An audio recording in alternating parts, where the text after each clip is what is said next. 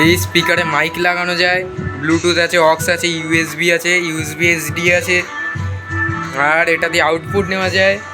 যেমন দেখতে পাচ্ছ যে ওই স্পিকার আমার বড় টাওয়ার স্পিকার দিয়ে আউটপুট নিয়ে আমার ছোটো আগের বানানো নিজের হোমমেড স্পিকারে দিয়েছি। ওতে সাউন্ড আসছে, ভালোই সাউন্ড আসছে, ভোকাল আসছে ওটায়, এতে সাউন্ড আর বেস আসছে,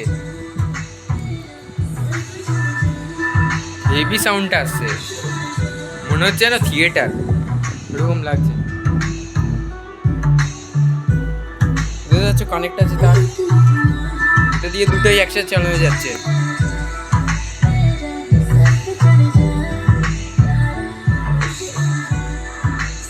হেভি চলছে, হেভি লাগছে,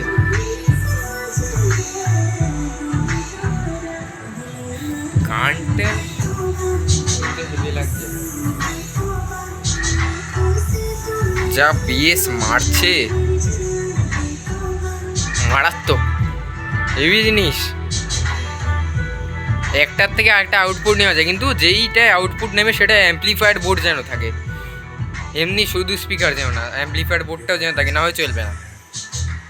এই করেই স্পিকারটা হয়েছে তৈরি, মানে মানে সাউন্ডটা হেভি আসছে, বেসও তো হেভি, এটার সাউন্ড কম লাগতো, এবার সাউন্ডের কাজ হয়ে গেল।